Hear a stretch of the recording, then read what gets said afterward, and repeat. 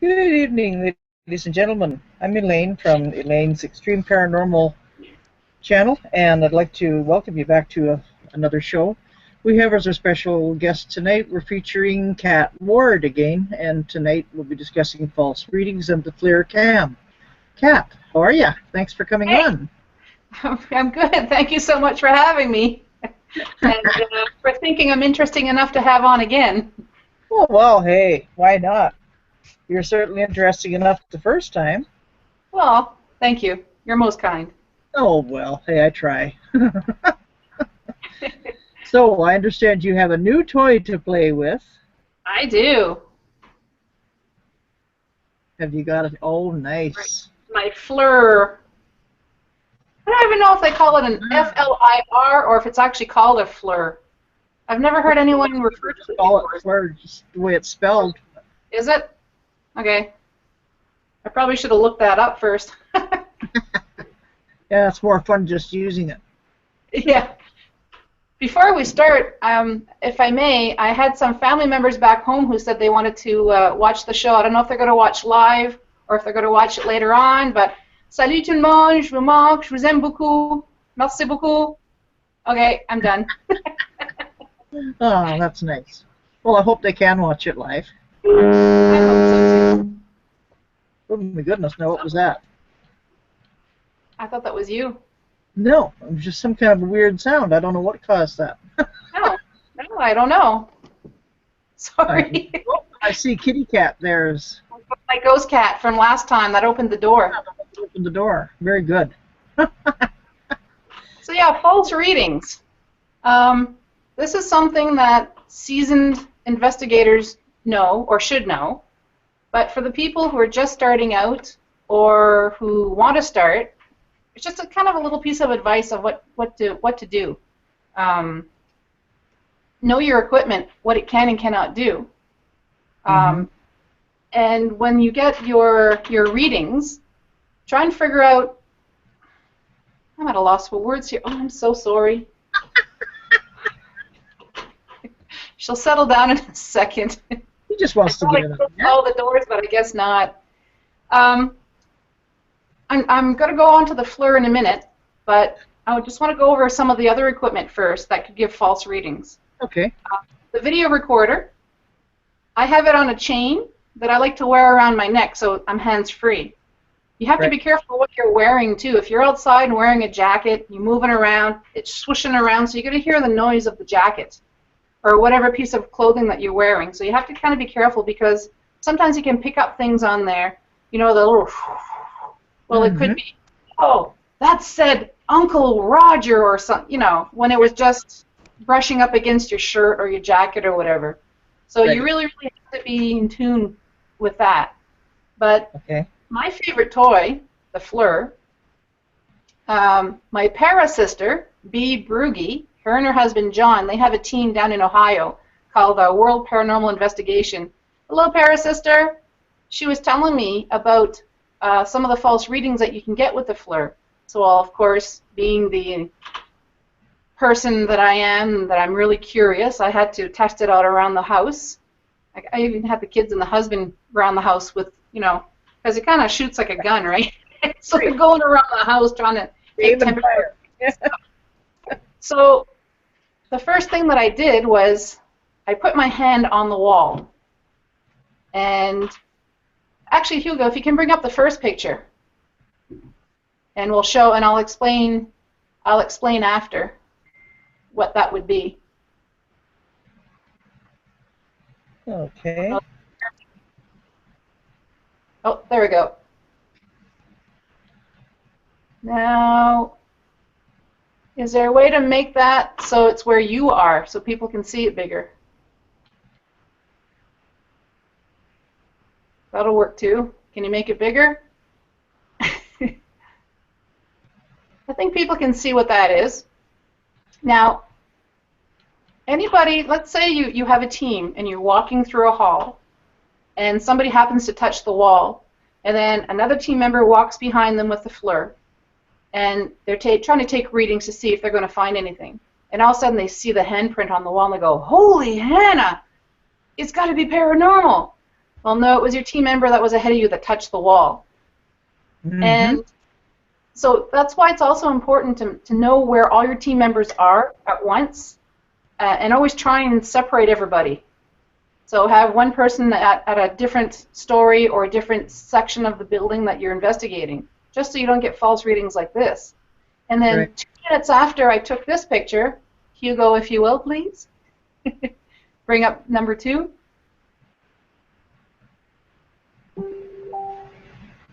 It's going to take a minute, I think. There we go. Let's make it a bigger. So this is after 2 minutes. Is that the handprint still? I can't make it out. Yes, it is. Okay. So after 2 minutes, the handprint is still there. It's slowly starting to dissipate. But it just kind of goes to show that, you know, your heat signature from your hand is going to stay on the wall for, you know, a good 2 minutes. So then I started getting curious. So I started testing this out on other things too. This is kind of a freaky picture if you don't know what it is.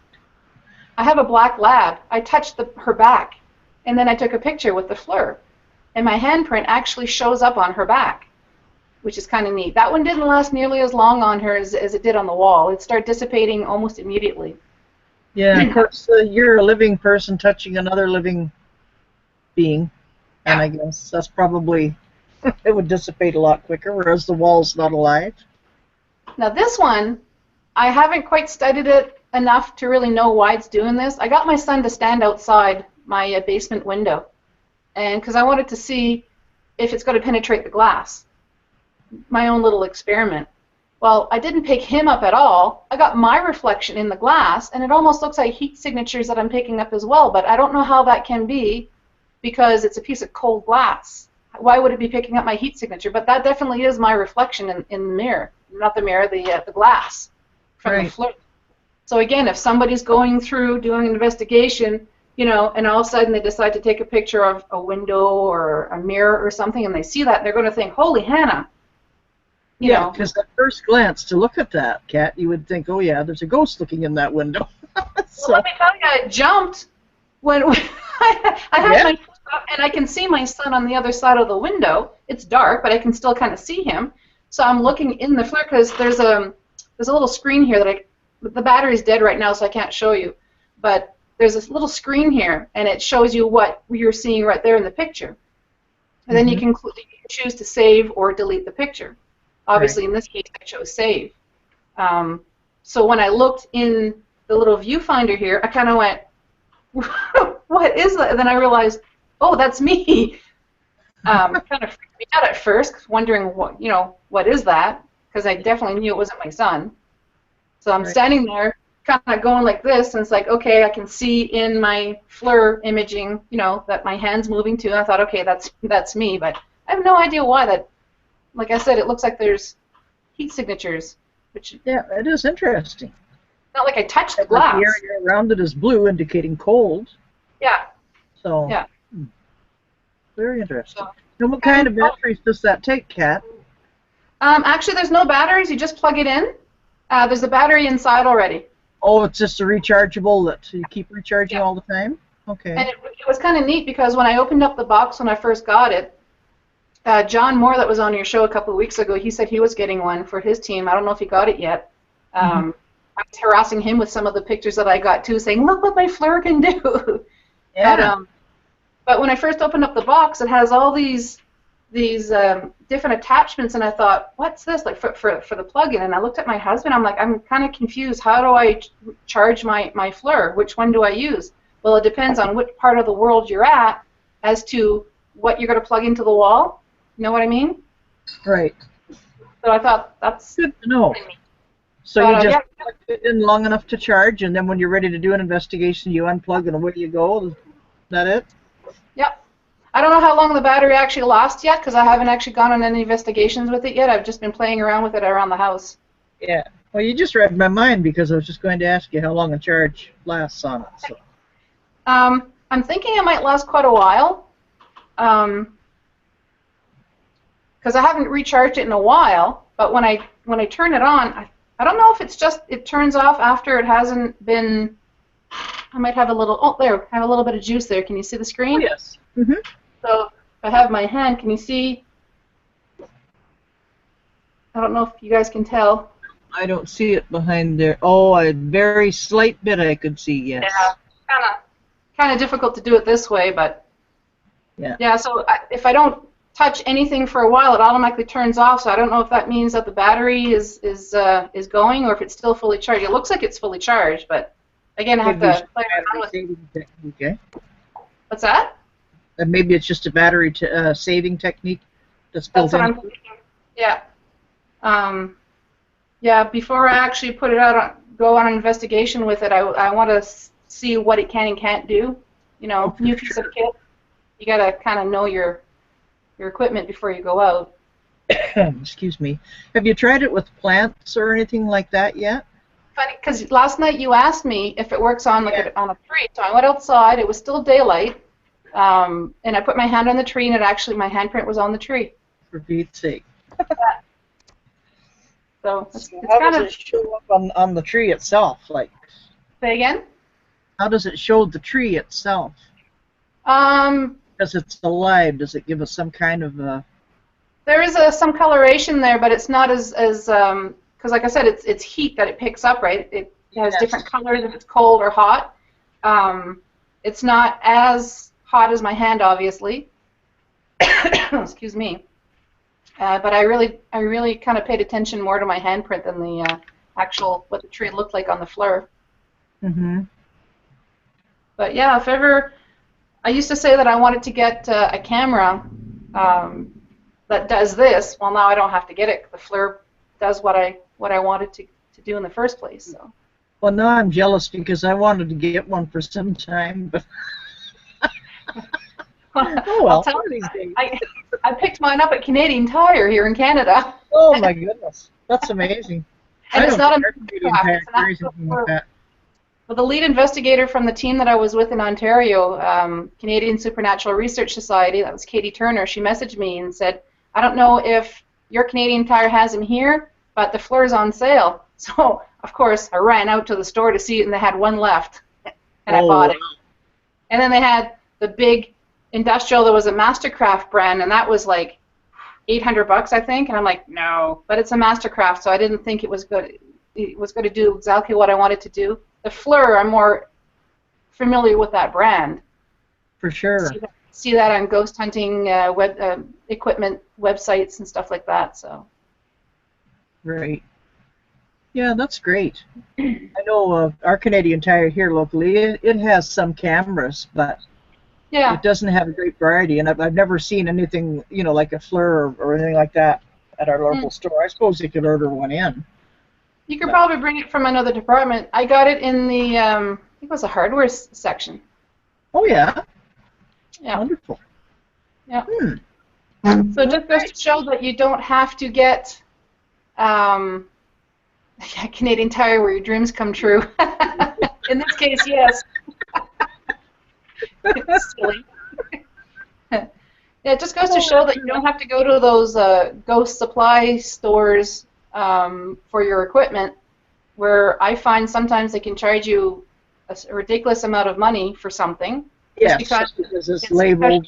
Specialty ghost hunting equipment. So some things you can get at other locations. So. Yeah, I know. I got my voice recorder at the Source, and it was only about $40 some, something like that, and it's fine. It does exactly the same thing that you would pay more for at a specialized store. So, yeah. Now for the voice recorder, there's one from what's it called? Ghost Stop? Is that what it's called in the States? Ghost Stop. Oh.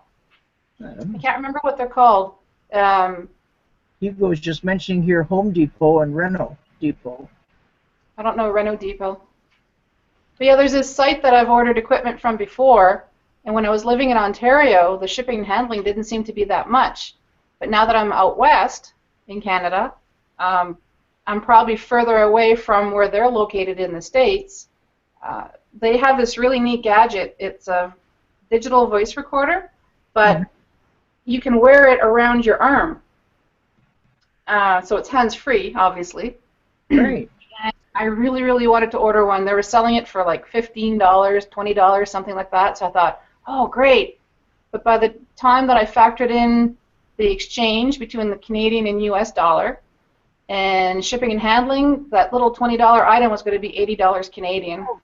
Goodness. And I thought, no, and it's just a specialty item that that company sells. I've checked other ghost hunting supply websites, and they don't carry it. And I thought, oh, but There's your ghost at your door again, Kat. Did you happen to see the door behind you? Go. No, you wouldn't see it, but did you hear it? sorry. Yeah, wide open it went while you were talking. Just La, la, la, la, la. beautiful.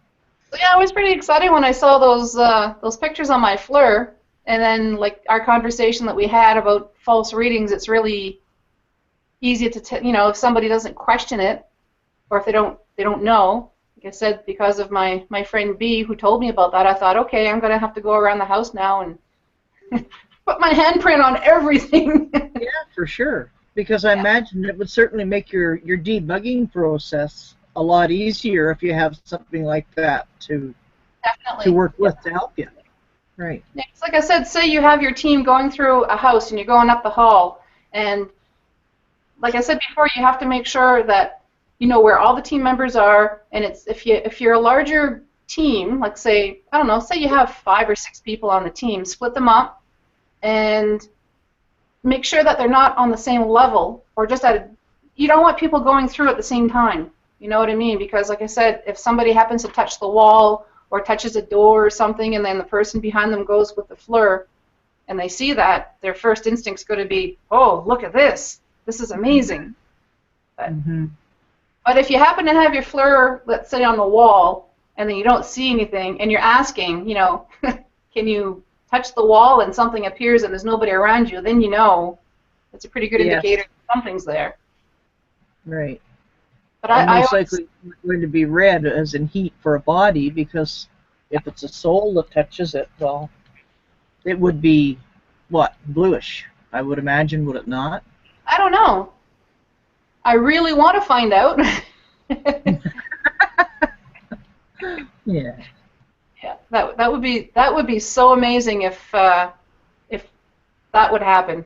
It would, for sure. Yeah, I know one time, last year I believe it was, I bought a watch. It's a watch camera, and you just wear it around your wrist like you would an ordinary watch, and it does keep time and everything. But you take pictures with it as you're going along. It takes a really good picture, mind you, but it's a real pain in that you literally have to fumble to find the areas on the watch. Like it's got, say I've got a watch on here, shall we say, and you have to fumble around to find the right buttons to press to take your picture. It will take movies, and of course it takes voice and everything. Beautiful pictures, but they're not the greatest to operate. So it's not lit? Is that what you're saying? Oh no, it's not lit, because for all intents and purposes it just looks like an ordinary watch. Okay. But the area where you're taking the picture is a tiny little red light that if you're watching, you could see that little red light, so it would give itself away anyway. Yeah. Too bad it didn't have like some watches where you can push on the side and it lights the face, just to give, just for a brief second.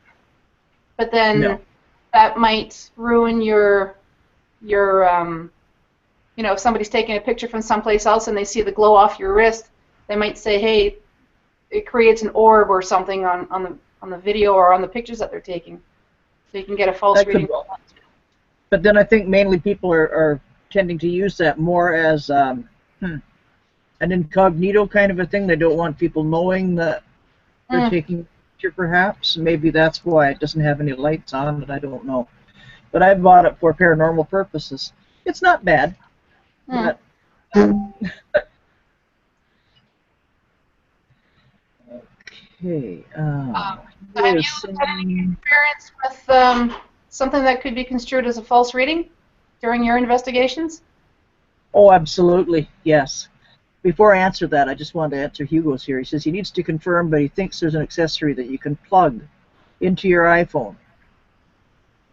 And I missed part of that because I was a bit late getting That to you it. can do the things you're talking about. Oh, I didn't know that. Yeah, Well, I don't have probably an a iPhone. watch, yeah.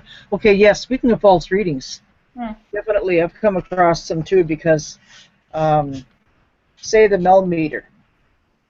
I've had, if you go anywhere near where there's a lot of electrical wiring and things like that, oh, it'll just shoot right up. And if you Yeah. go near neon lamps, that kind of a thing, Hmm. fluorescent, yeah, it'll shoot right up like you wouldn't. Like between the Microwave difference ovens day too. and night, it's just, yeah. Microwave ovens too, and So they I don't even mean, need to be operating, microwaves don't sitting even need there. to be on. Yeah, just sitting there. Yeah. And I mean, there's an awful lot of things like even sometimes just an ordinary lamp will do it, or a Hmm. radio. So you really have to be kind of careful when you're doing things like that, that you take into consideration what all you're coming around. Okay, what could be worse to have a false reading or think you are having a false reading, and it's not. That's true. Very true. Yeah, you kind of dismiss. It's like, yeah, it's a false reading, but yeah, it's not. Yeah, ignore it and it could be the real thing. Right. Yeah. Good point, Hugo. Thank you.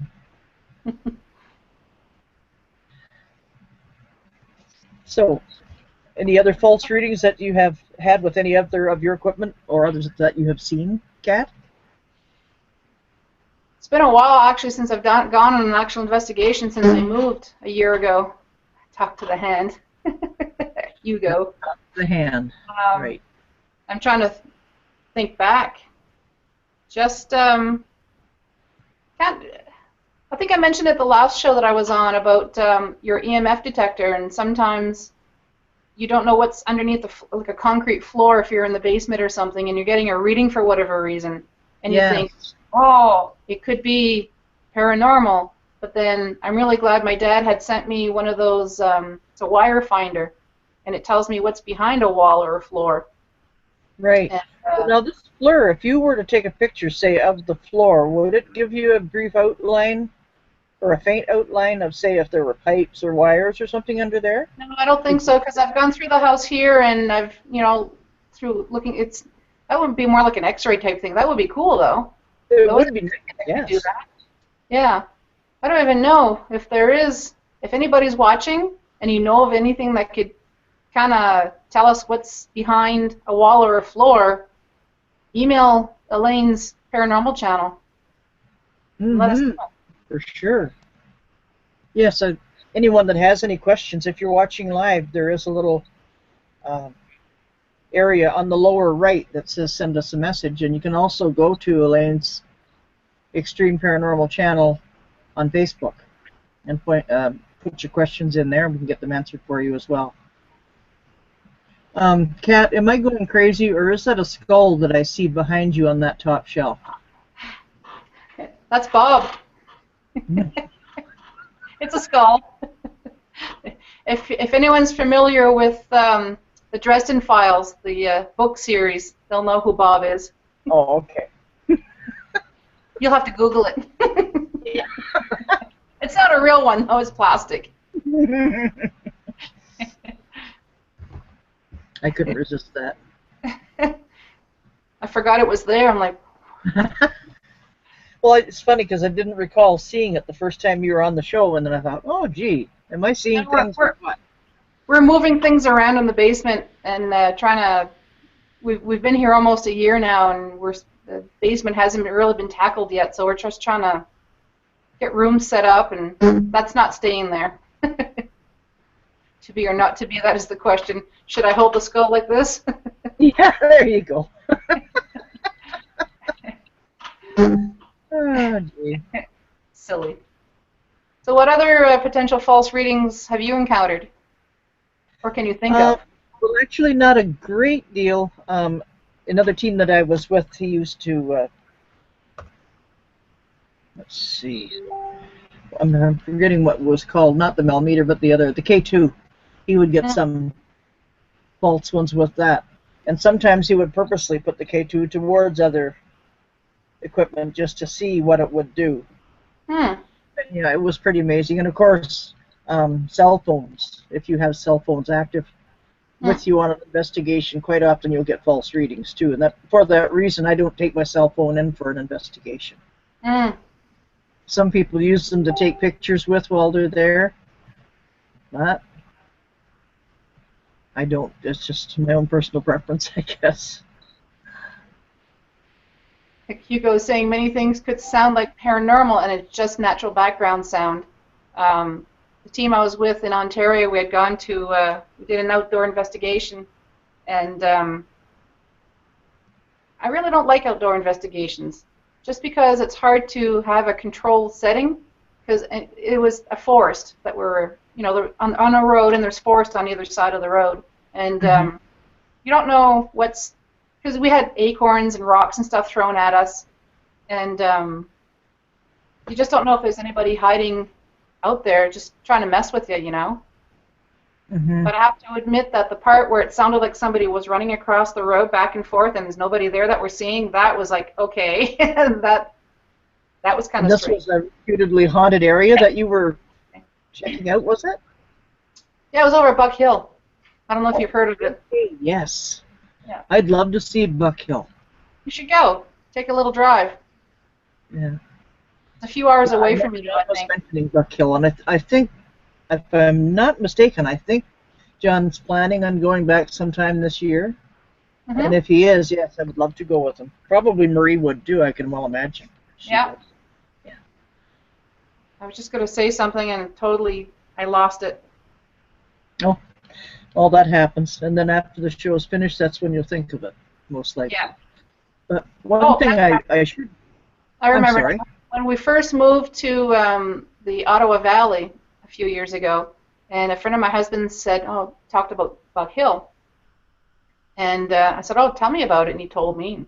And he says, you guys should go sometime. I'm like, oh, hell no, I don't ever want to go there. And then I joined the team, and we went, at least 3 times that I went. And then the team, it's kind of funny. Like, no, I don't want to go there.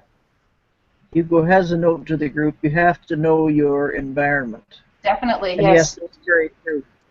Very true. That's one of the main reasons why when you go like to a building or a private residence that you have to do a walkthrough first and take base readings. And yes. Sure no one's hiding behind some doors or whatever, just to mess with the team. Yeah. The very, very first investigation that I went on, it was before I joined any team. There's can't remember what they're called, another team in the Ottawa Valley, and once a year around Halloween time they have a big public investigation, and they go to a local museum. They have like a little schoolhouse, and it's like I can't remember what, like a heritage park type thing. And you pay your money, and well, the first year that they had it, 98 people showed up. They didn't expect that many people, so you had to divide it up in 4 teams. And that's great. One smart aleck on our team decided he was going to hide in one of the closets, but the person that was the actual team member saw him go in, and she came out and she goes, I just said, don't anybody give us false, like, I want to see everybody. And he thought he'd be a smart aleck and kind of hide behind the door and kind of knock or something, All right. There's always one like that, I think. Looking at him like, you're ruining it for everybody. Yeah, some people are like that, unfortunately. But that's Hugo showing. But speaking of ghost walks, just thought I'd pass this along too, because as you know, our website also promotes the books written by Andrew Hind and Maria De Silva, and they are members of the site as well. So they will be doing on June the 18th, I believe, at Inn on the Bay. Bala Bay Inn, Bala Bay Inn. They will be doing a ghost walk there, and there will be a dinner, and you can also stay overnight at their accommodations if you wish. So I think that would be really interesting. In fact, I have also inquired, because I'm hoping that we can possibly get the room that's classed to be the most haunted.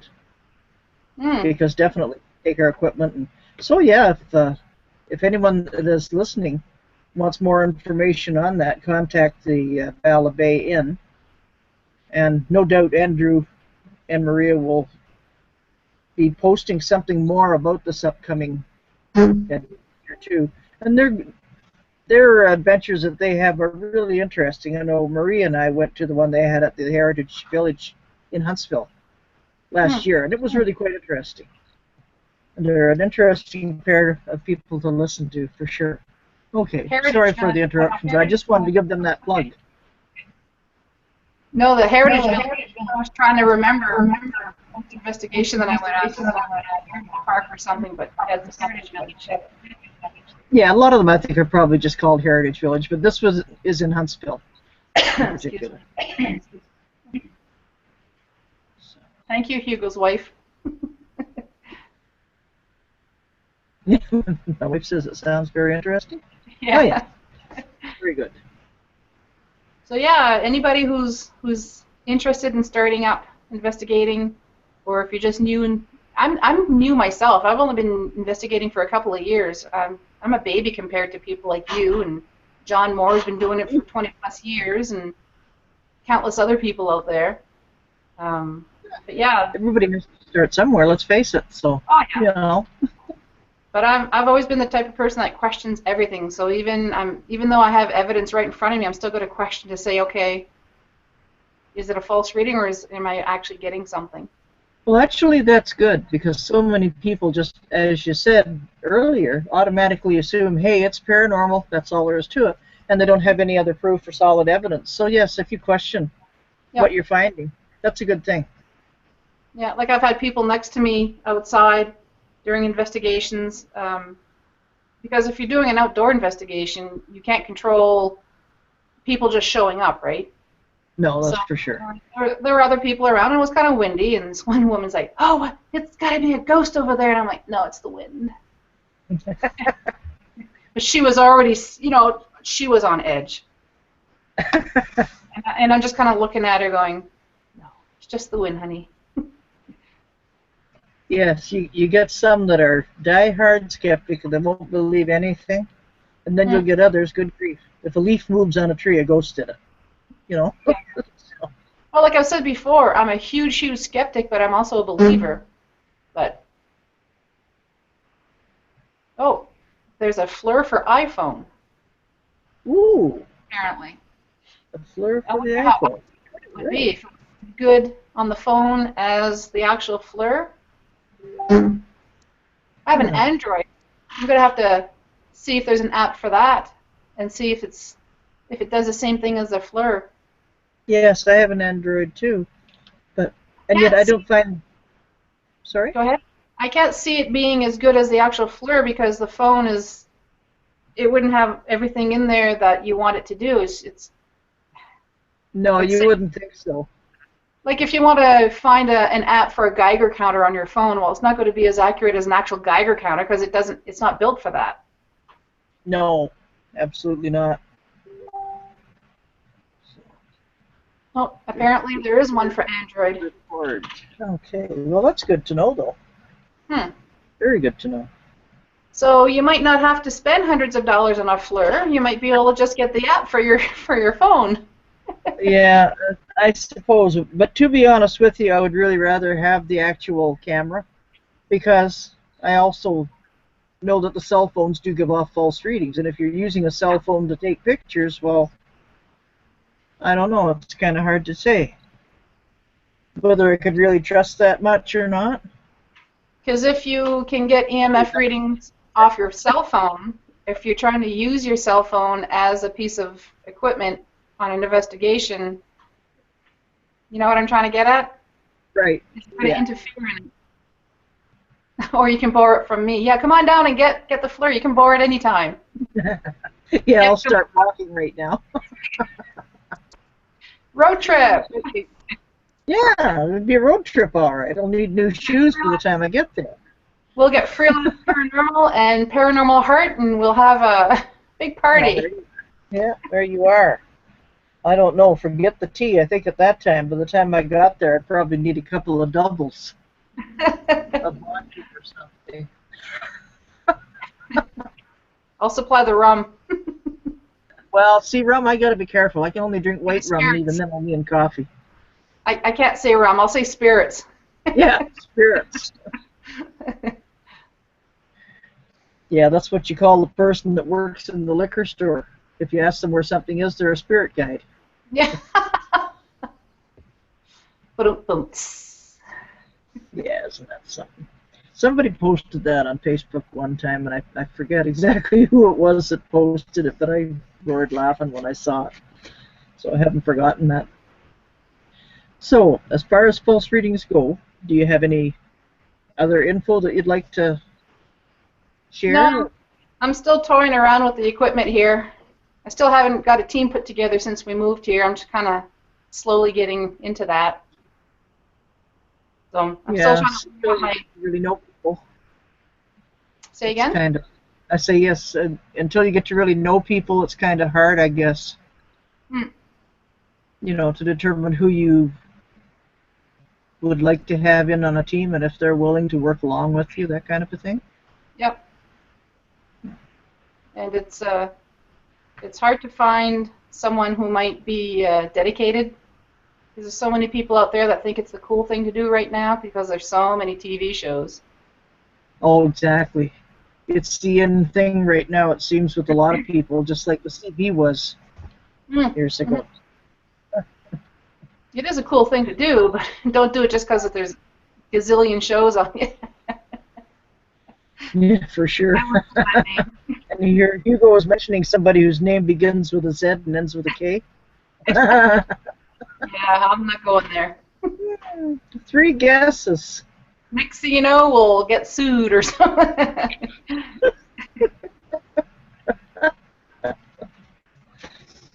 Well, I mean, we're not saying anything bad about the guy. We're just saying it. He says he's a ghost hunter. Just one of the shows that are out there. They Yeah. are entertaining. Oh yeah. Wonder how many false readings they get. Heaven only knows. It's curious to find out when they do a show like that. Do they have a camera crew with them, or is it just? I don't want to call it a GoPro, but do they just film it themselves? You know what I mean? Well, according to what you see on the screen, they do, but somebody's got to be filming them to put the show on because you're seeing them walking around with the cameras. Because I know that you can have these cameras set up in various areas that they're going to be investigating, filming them. So I don't know if the cameras are already there or if it's something that they have mounted on their shoulders, or I don't know how that works. Yeah. I don't know. I guess each show is different. Like on some, like Ghost Hunters, I think you see them setting the cameras up and that kind of a thing. But then somebody still has to be recording the ones that are taking the pictures too. So I kind of like to be on one of those shows to help in investigations, just to see how they do I it. would. Yeah, I would too. Again, I'm such a curious individual. Probably not a good idea to have a name like Cat and be very curious, but you know what happens to curious cats. But yeah, that would be interesting to do. To see it from their point of view. Right. Yeah, well, there's so darn many places up here in Muskoka, and I imagine you'd probably have quite a number of places there that you could investigate as well. So I'm still working on this one old hotel that's here. There was a big fire that went down. It's called the Wainwright Hotel. It's a heritage building now. There was a big fire that went through here 1909, the early 1900s, I can't remember, and everything was lost. The fire hall burnt, the fire marshal's house burnt, like everything burnt. It was a real bad fire, I guess. And they rebuilt the hotel, but they decided to do it in brick this time. And it's still standing, beautiful building. They had a haunted thing at Halloween where you don't have to pay, you bring food for the food bank. That's your donation, which I thought was amazing. And they had it go on for like 5 days or something like that, and each night there was lineups around the corner. It was huge, and they had people dressed up as various ghouls and ghosts and stuff like that, and had I hope there were mock bodies hanging from the ceiling, and real creepy music. It was very, very well done. They had the local drama team here, the actors. They were the ones that were walk into a room and they'd say, I see you. You know, just it was creepy. It was very, very well done, and that supposedly that hotel is actually really haunted. And I contacted the people who did the haunted hike or whatever you want to call it. I think they call it the haunted hotel.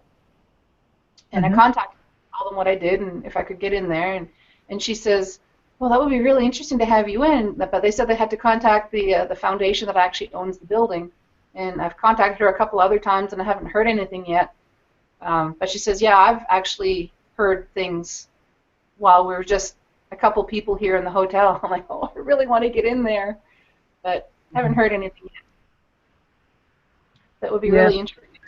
I'd love to investigate a haunted hotel. Well, see, Bala Bay Inn is supposed to be quite haunted, so I'm looking forward to that if we can get a group of us together to go there.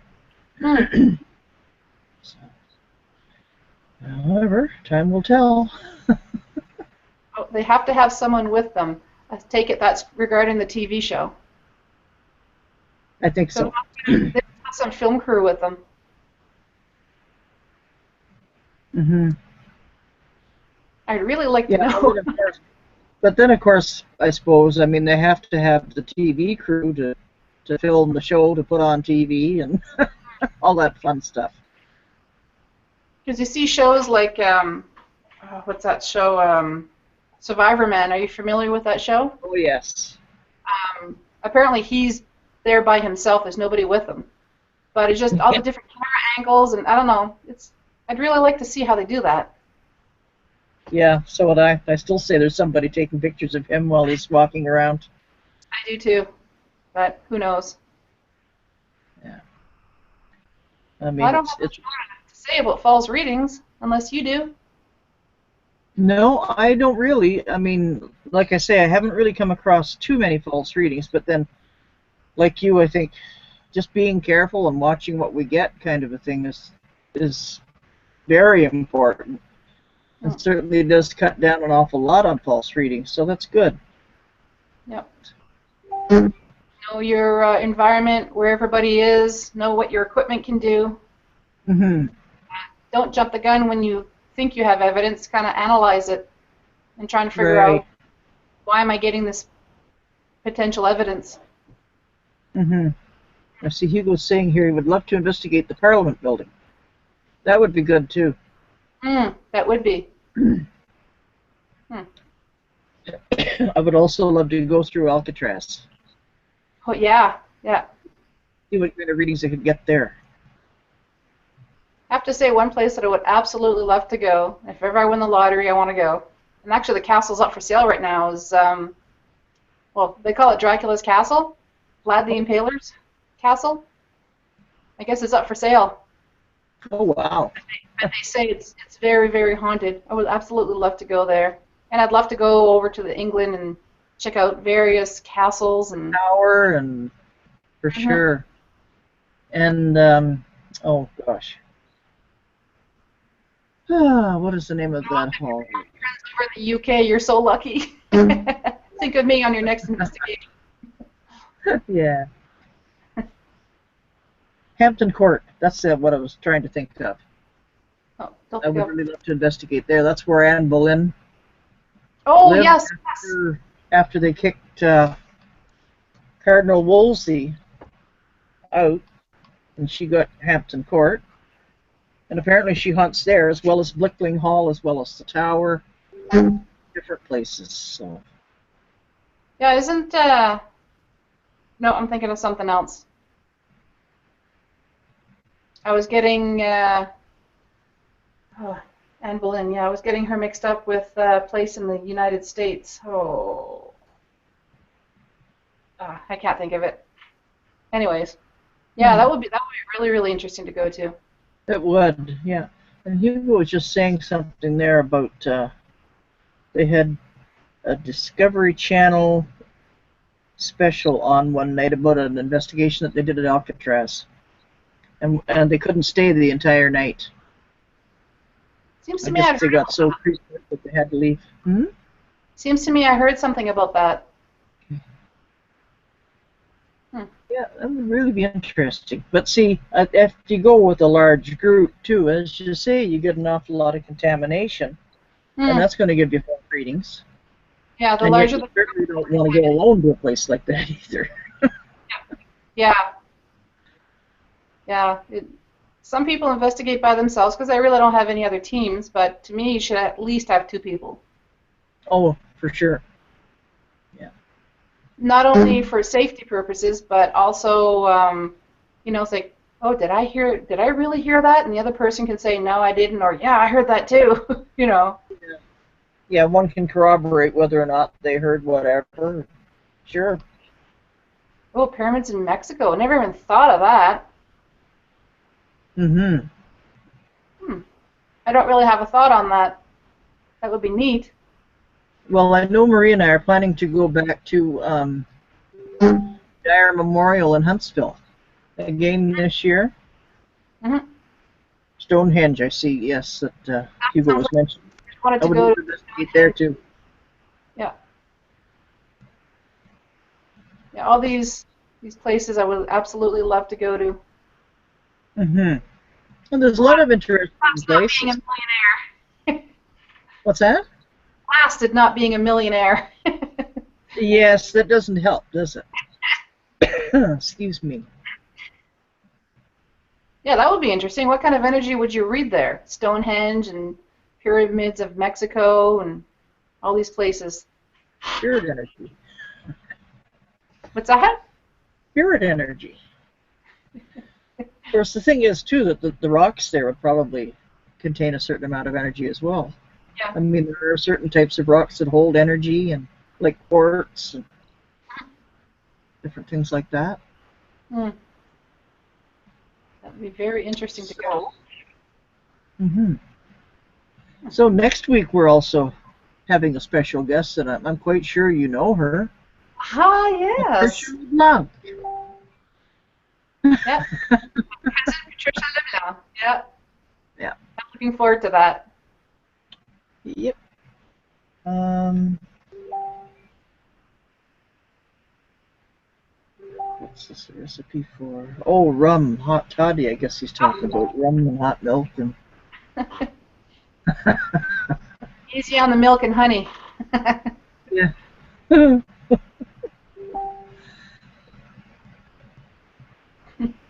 Yeah. So it should be interesting to see what Yep. develops over the course of this summer because we're hoping to have a number of different outings where we can go to.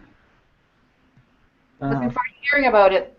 hmm Yeah, but certainly we're going to go back to the Dyer Memorial because we did get quite a few really good EVPs there. Hmm. So anyway, okay, if we're done regarding false readings and the FLIR cam, I guess what we should do is sign off and give you a rest. Sounds good. I'm looking forward to your Okay. show Well, next week. I don't look forward to your shows. I'm sorry. I said I'm looking forward to your show next week, but then again, I'm always looking forward to your shows. Oh, thank you. Yeah, I couldn't hear you every time. It seems when I talk, and then if you start talking, I'm straining to hear you, and then your voice comes in nice and clear. So I don't know Yep. what it Same is. It here. must be something. So, however, thank you so much for coming on the show again, Kat. It's always a pleasure having you on, and definitely would love to have you on again if you're willing to come on. I'll have to try and think of something to say. Oh, yeah, that's great. Now we had fun tonight. It's We nice did. to kind of keep it casual and yeah. And so next week we're having. I'm sorry. No, I spoke over you and I didn't hear what you said. Oh, I'm sorry. Okay. No, I was just saying, no, it's always a pleasure having you on, and it's always nice, too, to just keep the conversation casual rather than just strict to business kind of a thing. Yep. Kind of nice, I think, to keep it casual. Oh yeah. So, anyway, so we're going to have next week as our special guest. We'll be featuring Patricia LeBlanc, and she's an author, and she lives, where did you say, Kat? In She's originally from New Brunswick, but she's living in Montreal right now. Montreal. Okay. All right. Well, that's great. Well, I'm looking forward to meeting her and talking with her too. So, okay, then I guess we'll sign off for the night. And thank you so very much for coming on. Your pictures were great, really interesting. If ever I find any more, I will. Be his neighbor. Sorry. Sorry. Horrible. Yeah, Hugo says he wonders if Patricia might be his neighbor because he's in Montreal too. Montreal's a big place, Hugo. Just a little bit. Yeah. Oh, just a little bit. Okay. Well, thank you again. I had fun. Okay. Thank you so much. You take care. You have a great week. Alrighty. And thank you to those who have watched tonight. Great to have you. Have a good night, everyone. Thank you for coming in. And please tune in next week when our special guest will be Patricia LeBlanc. And please tune in again next week to Elaine's Extreme Paranormal Channel. Bye-bye for now. Thanks very much. God bless. Bye.